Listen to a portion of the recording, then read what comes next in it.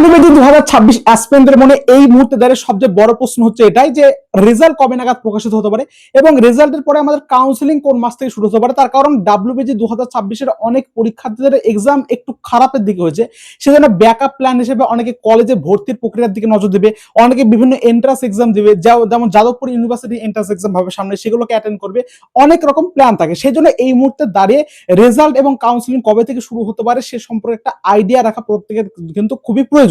সেজন্য আমি তোমাদের বলে দিচ্ছি, দেখো যে তোমাদের রেজাল্ট কবে নাগাদ আসতে পারে এবং কাউন্সিলিং কোন মাস থেকে শুরু হবে সে সম্পর্কে ডিটেলসে বলছি। তার কারণ আমরা এর আগে যত এই সমস্ত রেজাল্ট এবং কাউন্সিলিং প্রেডিকশন করছি সেগুলো প্রায় সমস্ত কিছু কিন্তু মিলে যায়, সেজন্য একটু ভরসা রাখতে পারো। তার কারণ দেখো এর আগে রিনিট এক্সামটা আমি বলেছিলাম তোমাদের 21 জুন হবে, দেখো 21 জুনে কিন্তু তোমাদের রিনিট এক্সামটা হচ্ছে। এছাড়াও বিভিন্ন আমরা ডেটের প্রেডিকশন করি, সেগুলো কিন্তু প্রায়শই মিলে যায়।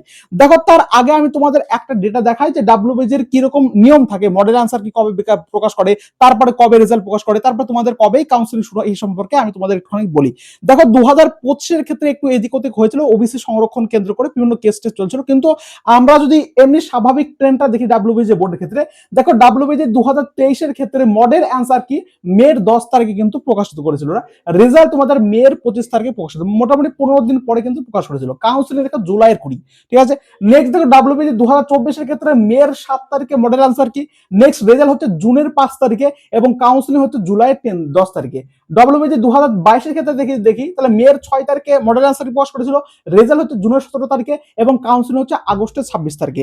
আমরা যদি ডাব্লিউবিজি এর বোর্ডের এই ট্রেন্ডটাকে ভালো করে দেখি তাহলে বুঝতে পারি যে মডেল আনসার কি জবে প্রকাশ করে তার ঠিক মোটামুটি 20 থেকে 30 দিনের মধ্যে তোমাদের রেজাল্ট পাবলিশ করে এবং রেজাল্ট পাবলিশ করার প্রায় 1 মাস পরে তোমাদের কাউন্সিলিং এর সমস্ত প্রক্রিয়া কিন্তু শুরু হয়। এটাই ডাব্লিউবিজি বোর্ডের স্বাভাবিক নিয়ম থাকে। এবার যেহেতু এবার এক্সামটাকে নিতে একটু দেরি করলো ডাব্লিউবিজি বোর্ড, সে তো হয়তো বেশি ডিলে করবে না সমস্ত প্রক্রিয়াতে, সেজন্য তোমাদের মডেল অ্যান্সার কিটাকেও কিন্তু আগে প্রকাশিত করা হয়েছে।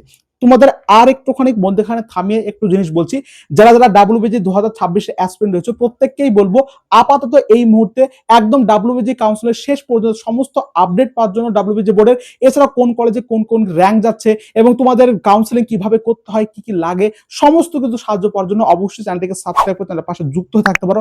যখন তোমাদের সমস্ত কিছু কাউন্সিলিং হয়ে যাবে তখন তোমরা আনসাবস্ক্রাইব করতে পারো, কিন্তু এখন সমস্ত নোটিফিকেশন গুলা পাওয়া তোমাদের দরকার।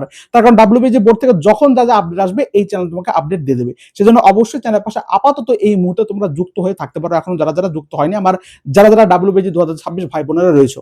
তাহলে আমরা যদি স্বাভাবিক ট্রেন্ডটা দেখি তাহলে বুঝতে পারছো যে রেজাল্ট এবং কাউন্সিলিং এর মধ্যে গ্যাপ থাকে মোটামুটি 1 মাস এবং মডেল আনসার কি এবং রেজাল্টের মধ্যে মোটামুটি 20 থেকে 30 দিনের মতো গ্যাপ থাকে, এটা হচ্ছে স্বাভাবিক ট্রেন্ড হয়।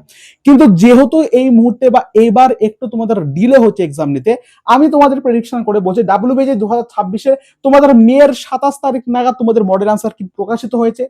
রেজাল্ট মোটামুটি তোমাদের আমি বলি যে জুনের যে তোমাদের সেকেন্ড বা থার্ড উইক, ঠিক আছে, জুন এর তোমাদের সেকেন্ড বা থার্ড উইকের মধ্যে কিন্তু রেজাল্টটা আসবে এবং কাউন্সিলিং ঠিক মোটামুটি অতটা ডিলে হয়তো করবে না, 1 মাস সময় হয়তো নেবে না, তাও মোটামুটি আমি তুমি ধরে রাখো জুলাইয়ের তোমাদের হচ্ছে থার্ড বা ফোর্থ উইকের মধ্যে কিন্তু তোমাদের এই কাউন্সিলিংটা শুরু হবে। বুঝতে পারলাম?